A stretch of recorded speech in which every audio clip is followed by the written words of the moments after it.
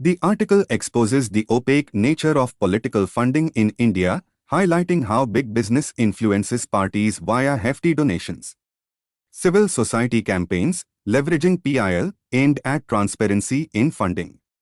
The government introduced schemes like electoral trusts and later electoral bonds, EBS, to ostensibly sanitize donations.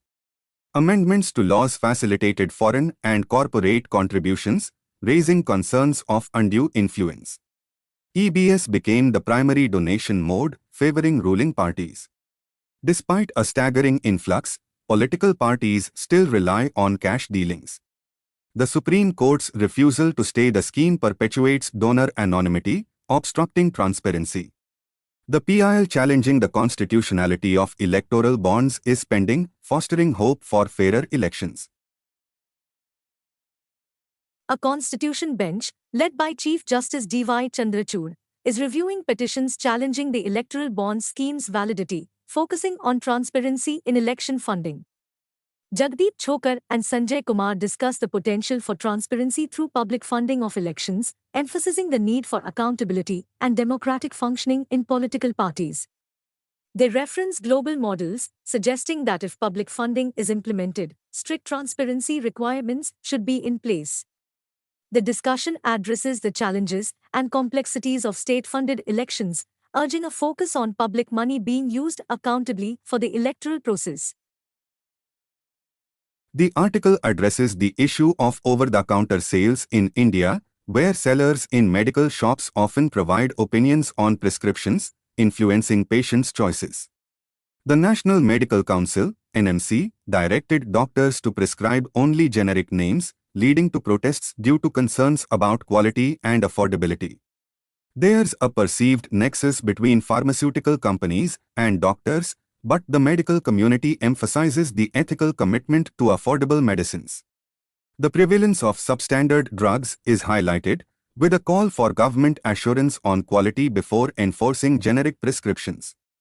The NMC withdrew the generic prescribing order post-protests, indicating a setback in achieving universal access to affordable generics. 6 months after ethnic conflict erupted in Manipur between the Meitei and Kuki-Zo communities, tensions persist with sporadic violence and provocative actions. The Indigenous Tribal Leaders Forum's announcement of pursuing self-rule with a separate chief minister in tribal-dominated districts escalates the conflict. The move lacks legal basis and may aggravate grievances, jeopardizing peace efforts. The Union government's reliance on paramilitary forces and Article 355 has not yielded a lasting solution.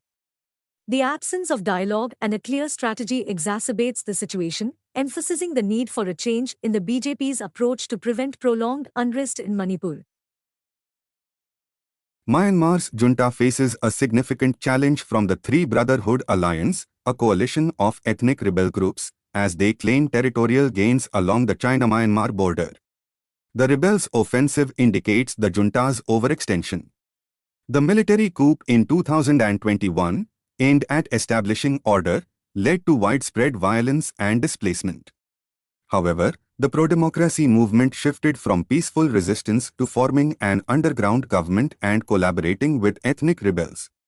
The junta, isolated regionally, now confronts mounting challenges, prompting calls for proactive regional involvement to achieve a ceasefire and restore democracy through meaningful dialogue. Prime Minister Narendra Modi's pledge to consider subcategorizing scheduled castes, SCs, in Telangana, aiming to identify and assist the most backward, raises legal and social questions. Multiple states' attempts to implement subcategorization within SCs have been delayed by legal challenges, with the Supreme Court forming a larger constitution bench to address the matter. While the subcategorization concept aims to address graded inequalities among SC communities, both SC and Cent commissions argue that it may not address the root cause. Legal experts emphasize the need for concrete data to support subcategorization. The issue remains pending in the Supreme Court.